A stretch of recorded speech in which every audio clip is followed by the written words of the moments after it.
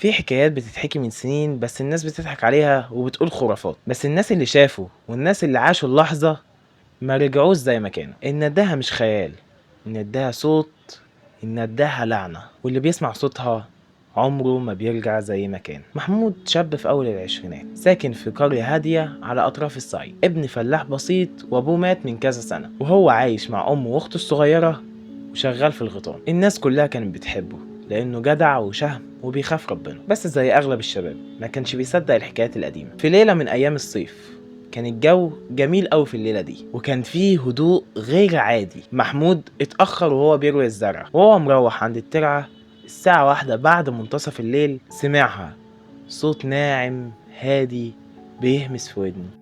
محمود.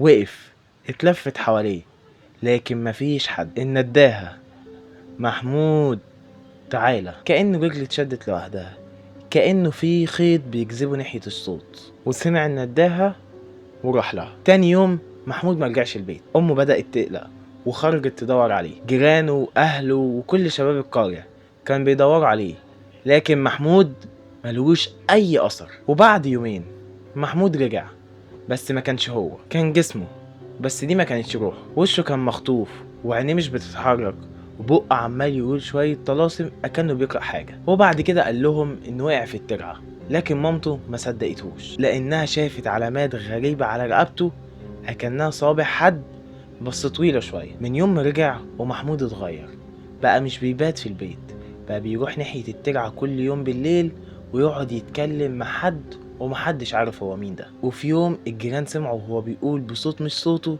هي نادتني ومين يقدر يقاومها. ومن نفس القارة دي شاب اسمه حسام، وكان صاحب محمود، وقرر يبحث في الموضوع ده شوية، وقال لنفسه أنا هعرف السر مهما كان. وفي ليلة وقف حسام عند الترعة في نفس المكان اللي اختفى فيه محمود، وفضل مستني لحد بعد منتصف الليل، خصوصا بعد الساعة 1 بشوية. ومفاجأة إن هو سمع الصوت، سمع صوتها وهي بتناديله يا حسام.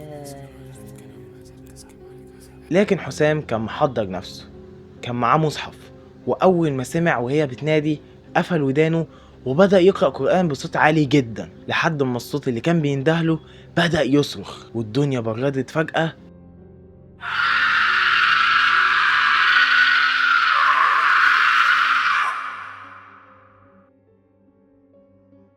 لكن حسام ما خافش. لكن بعد كل اللي حصل لحسام ده، حسام ما وقفش وفضل يدور ويبحث ايه السبب في الصوت ده، لغاية ما لقى في يوم بيت في نهاية الغيط. دخل جواه ولقى جدران مليانة رسومات، لقى ست مرسومة وشها غريب وعينيها سودة زي الفحم، ولقى ساعتها ورقة مكتوب فيها أنا كنت واحدة منكم بس لما اتظلمت بقت لعنة، وكل اللي يسمع ندائي لازم يرجع لي. وفي ليلة كان القمر ظاهر فيها كبير وواضح، الناس شافوا محمود كان ماشي ناحية الترعة، وكان في اليوم ده وشه هادي ومبتسم. وكان وهو عمال يقرب من المية الناس شافوا ست واقفة الناحية التانية على هيئة شبح شوية كده، ومحمود بدأ ينده عليها وقال لها وهو وشه بيبتسم أنا جيت سامحيني. وبدأ ينزل تدريجي في المية، وأهل القرية كلهم بيصرخوا عليه لكن محدش قادر يلحقه. الترعة لسه في مكانها، وأهل البلد كل فترة يسمع حد منهم الصوت ده، والمشكلة إن المصير بتاعهم بيكون نفس مصير محمود. فلو في يوم وانت ماشي لوحدك سمعت صوت ناعم بينادي عليك، نصيحة: امشي وما تبصش وراك. ففي النهاية لو عجبتك القصة متنساش دلوقتي تنزل تعمل لايك وشير وسبسكرايب، واشوفكوا بقى في قصة جديدة الأسبوع الجاي.